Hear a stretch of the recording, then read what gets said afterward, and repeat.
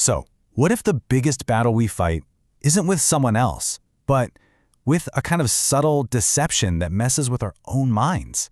Well, today we're going to dive into this really fascinating text from way back in the 12th century that tackles this exact problem, this timeless struggle between clarity and, well, confusion. And this quote right here, from the author himself, Ibn al-Jawzi, it sets the stage perfectly. The whole idea is this: knowledge is like a light, right? And ignorance? Well, that's the darkness where deception loves to grow. All right, so who was this guy, the man behind such a powerful warning? Let's get to know the mind that felt he absolutely had to write this guide, not just for his own time, but as it turns out, for ours too. Okay, so this is Ibn al-Jawzi. We're talking about a major intellectual heavyweight from 12th century Baghdad.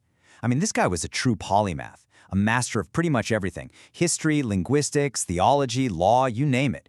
He wasn't just some random scholar either. He became the leading scholar of the Hanbali school, which is one of the major legal traditions in Islam. And get this, he was even a trusted advisor to the Caliph, the ruler of the Muslim world back then. So yeah, he was a big deal.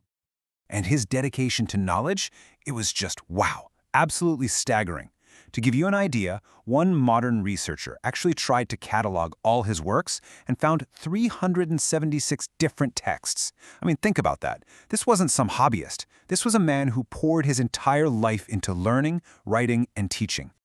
So when he wrote this book, The Devil's Deception, it wasn't just for show. It wasn't some dry academic paper. He wrote it to be a practical guide, almost like a spiritual field manual. The whole point was to expose the sneaky tactics of misguidance and ultimately to help people stay on what he called a clear, well-lit path. Okay, but how do you actually fight something so subtle? A deception that's hard to pin down. Well, for Ibn al-Jawzi, the answer starts with the single most powerful tool we were ever given. And that tool is our intellect. He argues that our ability to reason is our #1 defense. And this isn't about just, blind faith. He saw the intellect as the key tool for actually understanding God and for checking if a divine message is true. It's what allows us to process information, to think things through, and to actually come to a solid belief. He has this fantastic metaphor to explain it. He says the divine law, the truth, is like the sun. It's just there, it's bright, it's clear. But the intellect, that's like your eye, and you need a healthy, open eye to actually see the sun. If your eye is closed or isn't working right, you're not going to see the light, even if it's shining right in your face. So you might be wondering, if we have this incredible tool, our intellect, how does deception even work? How does it get a foothold? Well, Ibn al-Jawzi actually breaks down exactly how things start to go wrong. He says the problem actually starts from within us. The first time people went astray, he argues, it wasn't because they didn't have the right information. Nope, it was because our own uncontrolled desires and personal whims started to take over, pushing aside clear guidance. And that internal problem, it spiraled outward, leading to all sorts of division and factions. And he breaks this whole process down into a few steps. First, you have a crystal clear message. Simple enough. But then, the forces of deception start to introduce confusion, ambiguities. They start mixing, as he puts it, poison with the cures. And what happens? That one single straight path gets covered up by tons of confusing, twisted little side roads. And that leads to the final stage, people splitting off into all these different groups, each one following its own brand new idea. Okay, so that's the problem. Deception loves confusion and new, made-up stuff.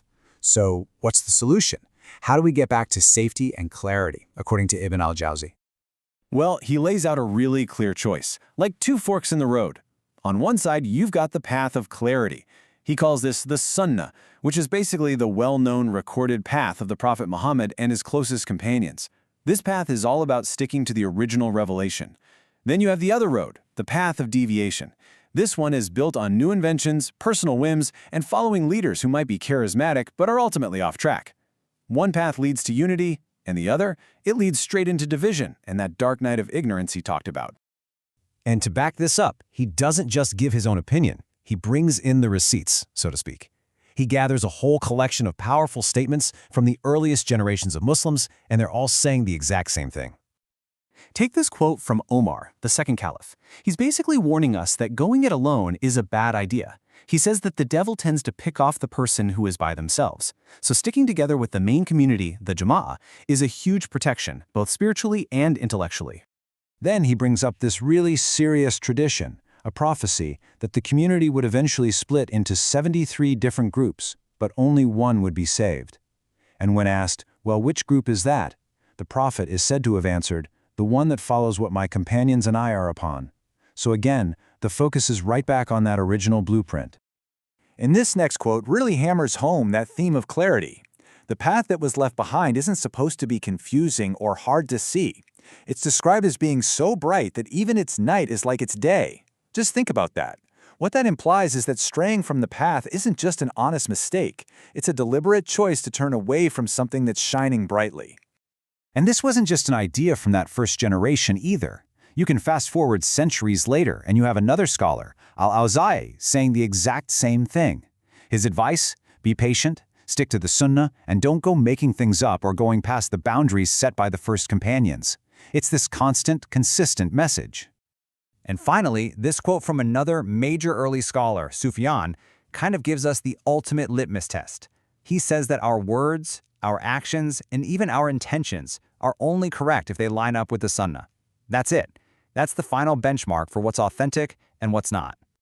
So Ibn al-Jawzi wrote all of this more than 800 years ago. He was worried about the confusion he saw in his world.